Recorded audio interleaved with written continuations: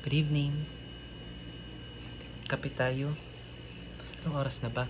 It's 9:47 in the evening and I'm fixing my things. Eto. At saka, yun. So, nag-change ako ng bag because I'll be going home tomorrow morning. Early in the morning, I'll wake up at 4 o'clock. And then, try ko na makaalis ng before 5 o'clock in the morning so that I would reach home around 6:30 in the morning para hindi pa siya mainit. So, doon muna ako mag-stay sa bukid because ang duty ko from Monday to Wednesday will be sa may basta yung sa may PCA, Philippine Coconut Authority, sa may Mintal, papasok. So, medyo malayo. So, kung dito ako manggagaling sa downtown, medyo malayo siya. So, tsaka hindi ko kabisado yung lugar doon. Parang kailangan ko pa mag-double ride. Mag-jeep ako and then magta-tricycle. So, baka maligaw. So, pag nasa bahay kasi ako, siyempre may sasakyan naman. So, magpapahatid lang ako kay daddy. And then, magpapasundo ako ng hapon kung anong oras kami uuwi.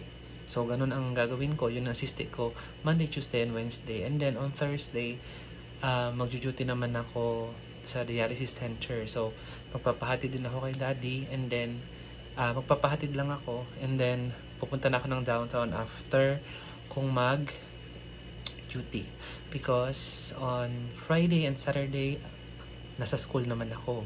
So, napaka-hectic ng schedule natin this week. Thank you, Lord, for these schedules. Salamat masyado. Because next week, wala. Wala tayo schedule next week. So, hindi ko pa alam po anong gagawin ko next week.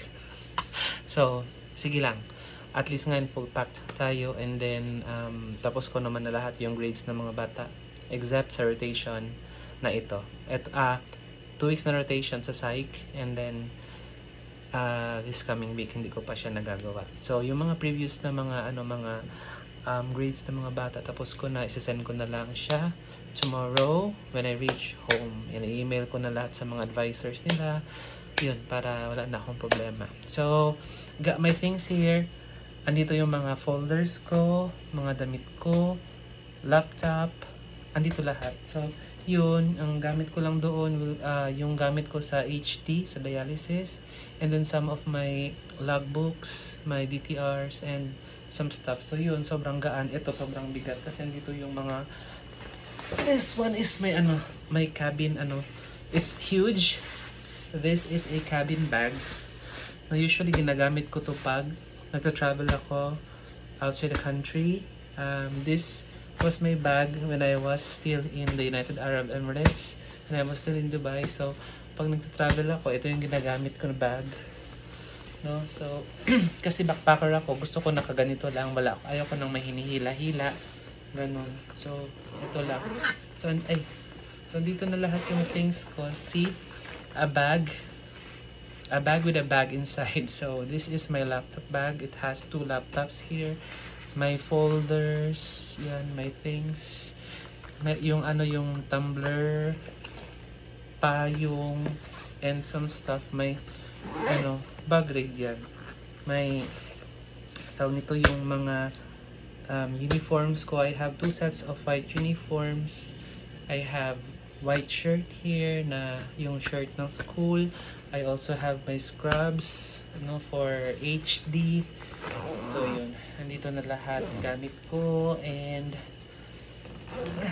lahat ng mga kailangan ko sa katawan ko andito na. So it's so heavy and then I need to bring that one. These are my shoes. So I have my running shoes here and my white shoes. White shoes, ito white shoes, and then this is my running shoes here because I need to run tomorrow doon sa bukid. Kailangan ko mag-run. And then after my duty doon sa may PCA, mag-run ulit ako because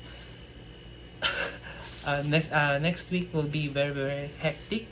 Kasi nga Monday, Tuesday, Wednesday doon sa may Mintal, and then mag-HD nurse ako ng Thursday. Friday and Saturday I'll be at the university.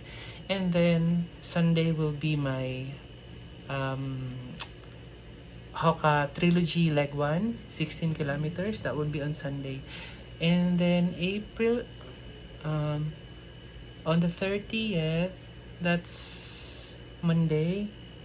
I think wala akong schedule. So, hindi ko pa alam kung anong gagawin ko that time. Because on April 2, I need to vacate this room. 2 and 3, kailangan ko i-move.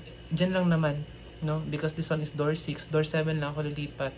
It's a little smaller, pero wala akong magawa because madadaanan nito ng renovation, kasi gagawin ito ng fire exit, kasi hindi sila makakapag-renew ng kanilang building permit if hindi ko i-give up yung room ko. So, ang laki ng building na to, alangan naman hindi ko i-give up ito, no? So, yun lang, wala tayong magagawa. We need to adjust. And yun lang. So, I'll double check my things, I'll pack my things muna, and then mag-ano tayo bukas pag yung pauwi ako sa amin, kasi bukid nga yun. So a day in a life tayo pauwi ng bukid para makita ninyo yung beauty ng bukid namin, kasi malamig yung lugar namin eh. And na-miss ko ding umuwi doon because it's almost 2 months na hindi ako nakauwi. And imagine, our place is still part of Davao City. It's near, di ba, ang lapit-lapit, pero hindi ako nakakauwi because of the schedule.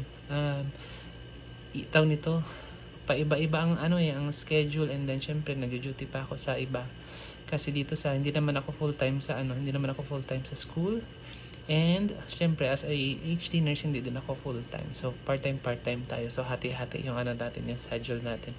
And marami din tayong mga ginagawang ibang activities. So yun lang muna. I hope all of you are doing well. Lahat sana ay walang sakit, no? Walang nadisgrasya, malayo kasi kayo sa disgrasya. And napabasa sabihin ko, continue to be a blessing to others. Laging yung laging maging mabait, no, sa kapwa-tao. Lagi dapat, no? Kahit masama ang pinapakita sa inyo, maging mabait pa rin kayo. Kasi at the end of the day, God sees everything. And siya lang din ang magbibigay ng blessing sa atin. I love you all, guys. Have a good night. And ayun, God bless us all. I love you all. Bye-bye.